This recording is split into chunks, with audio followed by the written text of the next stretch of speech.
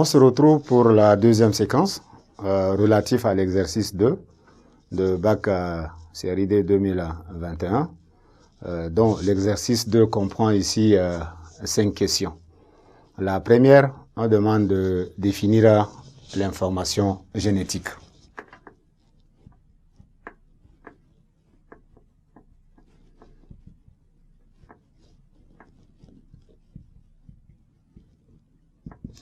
Alors, l'information génétique, c'est un programme de développement, de formation et de fonctionnement d'une cellule et d'un organisme pluricellulaire contenu dans le noyau sous forme de gènes. Le support de cette information, cette molécule, c'est l'ADN.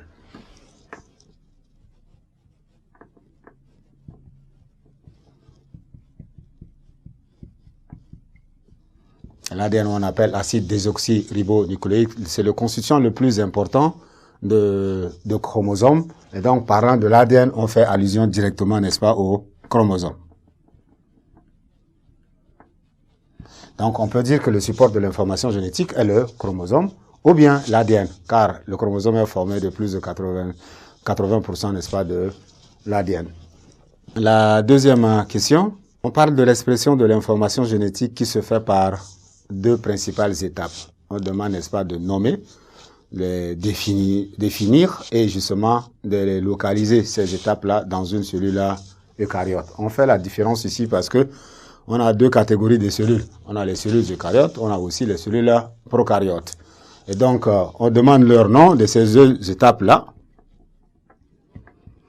On a ici la transcription.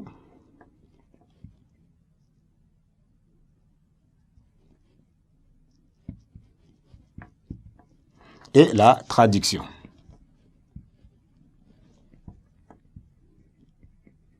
La définition.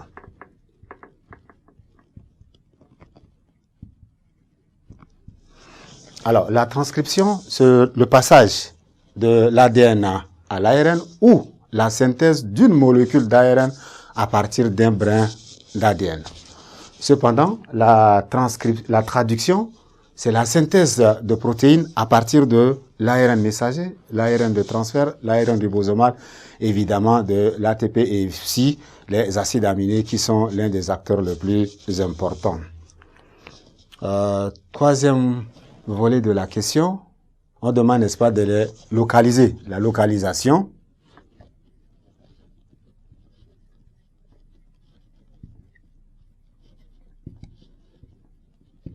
Dans la cellule eucaryote. Quand on dit la cellule eucaryote, elle est constituée d'une membrane, d'un noyau et d'un cytoplasme. Cependant, la transcription se fait dans le noyau, alors que la traduction se fait dans le cytoplasme. Ainsi, on passe à la troisième question. On présente ici une séquence de 5 anticodons d'un ARN de transfert. Donc ici, on a un ARN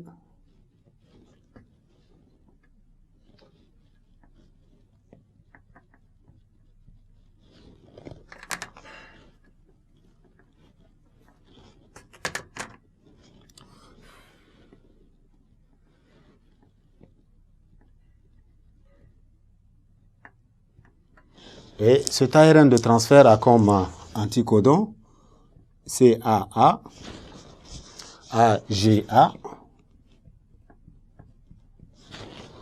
on a UCC, on a ACA, et enfin on a GAU. Voilà les 5 anticodons de l'ARN de transfert.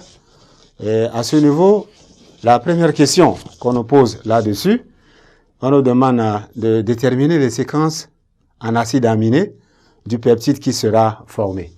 Ici, à partir de l'ARN de transfert, il faut retrouver l'ARN messager parce que c'est à partir de l'ARN messager que les informations vont nous ramener justement les codons et ces codons vont nous transférer justement les acides aminés correspondants. Donc, à travers les anticodons, on retrouve les codons car les anticodons sont complémentaires aux codons.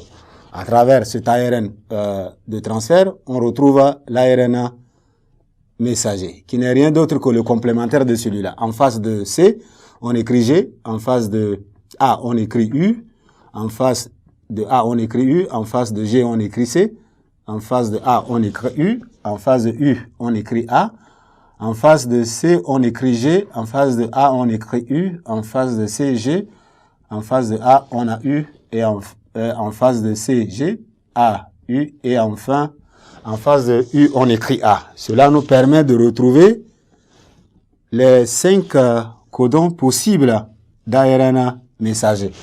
Ainsi, chaque codon ici va correspondre à un acide aminé. C'est ce qui va nous ramener à la protéine ici, ou bien au polypeptide. Le premier, ça nous donne valine. Le deuxième, ça nous donne sérine. Le troisième, ça nous donne arginine. Le quatrième, ça nous donne cystéine. Et le cinquième nous donne leucine. Voilà, on a établi ou bien on a réalisé la traduction de ce ARN messager en un polypeptide ici. Après ça, on nous demande de définir ce qu'on appelle codon. Un codon, c'est un regroupement de 3 nucléotides d'ARN messager. Un codon est un triplé ou bien un regroupement de 3 nucléotides d'ARN messager qui correspond à un acide aminé spécifique. La question suivante. Ici, dans le cas présent, on nous demande combien de codons on peut retrouver dans cet ARN messager. Il y en a 5, il suffit, n'est-ce pas, de les compter. On a ce regroupement-là. On a ici un codon, un deuxième, un troisième, un quatrième et un cinquième. Donc, notre ARN messager ici contient 5 codons. Après ça, on nous demande à la question C, quel rôle ont joué les ARN de transfert au cours de la synthèse de ce peptide et quels sont les autres acteurs. L'ARN de transfert, comme son nom l'indique, c'est de transférer, de transporter les acides aminés dans le cytoplasme et les ramener au sein du ribosome pour, n'est-ce pas, réaliser la traduction ou bien la synthèse de protéines. Les autres acteurs, ils sont nombreux.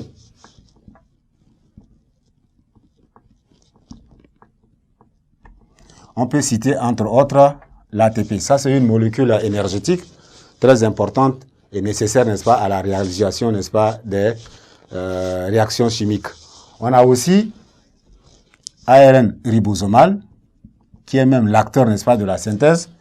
On a aussi l'ARN messager, celui qui détient tous les messages nécessaires relatifs à l'ordre, au nombre et à la séquence, n'est-ce pas, des acides aminés. On a aussi, en dehors de ça, les acides aminés, qui sont les molécules organiques même de la protéine. Et on a les quelques ions qui sont nécessaires, n'est-ce pas, pour réaliser les réactions chimiques. En dehors de ça, on a une autre question, la question D. On nous demande de reconstituer le fragment complet du gène en indiquant le brin transcrit et le brin non transcrit. Donc ici, la question D. Reconstitution du brin d'ADN.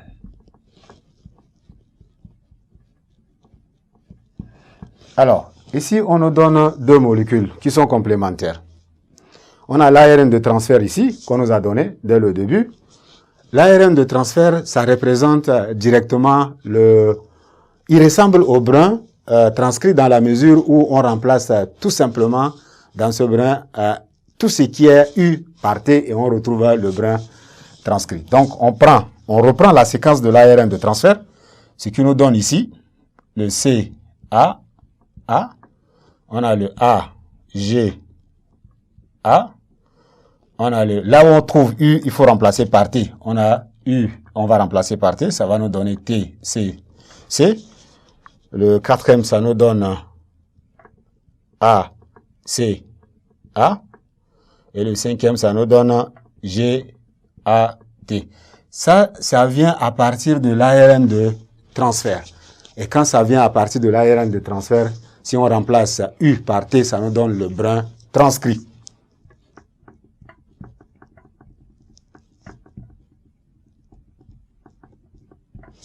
Maintenant, le brin transcrit, il est complémentaire au brin non transcrit.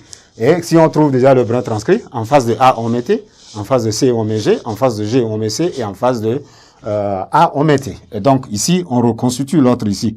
On va avoir un G, un T, un T, un T, un C, un T, un A, un GG, un T, un G, un T, un C, un T, et évidemment un A.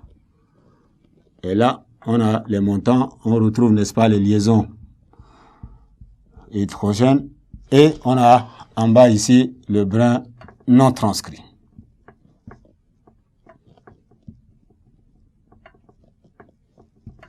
Ainsi, le brin non transcrit, il ressemble beaucoup à l'ARN messager, alors que le brin transcrit, il ressemble beaucoup à l'ARN de transfert. Cependant, il faut remplacer T par U dans chacun de ces éléments.